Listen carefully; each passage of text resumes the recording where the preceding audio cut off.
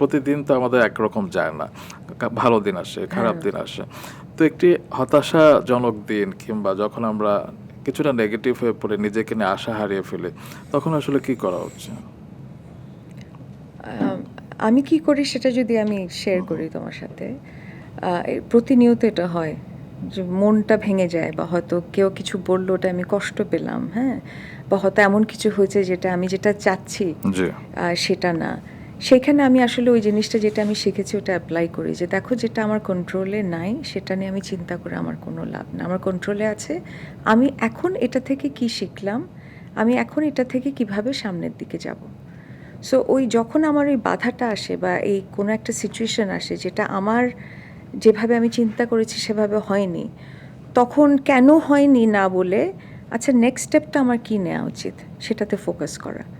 আর যখন সেই ডিপ্রেশনটা বা ওই জিনিসটা আসে তখন প্রথমত আমি কিন্তু গান শুনি সাথে সাথে আমি এমন একটা গান শুনবো যেটাতে আসলে আমার মনটা ভালো হয়ে যায়, নট স্যাড সংস, যদি আমি ম্যাক্সিমাম টাইম স্যাড সংস শুনি, কিন্তু ওই টাইমে আই অলওয়েজ প্লে একটু থাকে না, হিপ হপ। হ্যাঁ মানে একটু রিদমিক সংস বা একটু যেটা মনটাকে ভালো করে। আমি একটু আমার একটা ছোট্ট একটা বাগানের মতো আছে, আমি ওখানে চাটা নিয়ে বসে বসে একটু চিন্তা করি। আই থিঙ্ক আমার জন্য সলিটিউডটা খুব ইম্পর্ট্যান্ট এবং ইন্ট্রোস্পেকশনটা আমার জন্য খুব ইম্পর্ট্যান্ট। এই দুটা জিনিস আমাকে আসলে অনেক হেল্প করে। লোনলিনেস না, কিন্তু লোনলিনেস হচ্ছে যে কিছুর একটা অ্যাবসেন্স তুমি সেটাই। ফিল করছো। সলিটিউড কিন্তু ইটস ইউর চয়েস। অবশ্যই। আমি নিজেকে আসলে চুজ করছি এখানে এবং আমার নিজের চিন্তাধারা সেটাকে আসলে আমি ধারণ করছি। আসলে নিজেকে সেটা উপভোগ হচ্ছে করা গিয়ে- বোধহয় সবচেয়ে বেশি জরুরি। হ্যাঁ, কারণ আমার মনে হয় এটা আমি খুব যদি আমাকে নিয়ে জরুরি। বোর হয়ে যাই আসলে হ্যাঁ। অন্যজন তো হবেই আরকি। এক্স্যাক্টলি। আচ্ছা, কাজের ক্ষেত্রে যদি বোরডম আসে কিংবা একটু হয় না যে আমরা অনেক সময় ওয়ার্ক লাইফে ও গড আবার অফিস যেতে হবে। এসব ক্ষেত্রে আপনি কি বলবেন?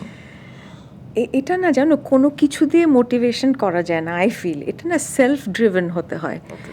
তো আমি যে কাজটা করছি আচ্ছা কেন করছি আবার যেতে হবে, তুমি যদি কাজটাকে ভালোবাসো এবং কাজটাকে বুঝো যে তুমি যেটা করছো সেটা কিভাবে আসলে এগেন কিভাবে ইম্প্যাক্ট ক্রিয়েট করছে, কোথায় এটা আসলে হেল্প করছে, তাহলে কিন্তু তুমি অটোমেটিক্যালি সেলফ মোটিভেটেড থাকবে, তুমি True. ড্রিভেন হবে টু ডু দিস, তাই না?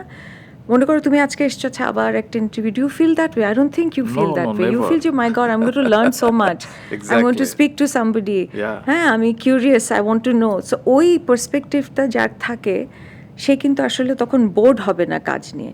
অ্যান্ড অফকোর্স অনেক সময় মানে মনোটনি চলে আসে, অনেক সময় একই কাজ বারবার রেপিটেটিভ কাজ জি। করতে করতে এরকম হয়, তখন ব্রেক নেওয়াটা খুবই জরুরি, যেটা আমরা বুঝি না। আমাদের কিন্তু যেগুলো এমএনসিগুলো তারা কিন্তু খুব প্র্যাকটিস করে যে না ইউ মাস্ট টেক লিভ। অনেকে আমরা আছি না না আমার দরকার নাই, আমার ছুটির দরকার নাই, এবার অনেক সময় ম্যানেজাররাও ছুটি দিতে চায় না।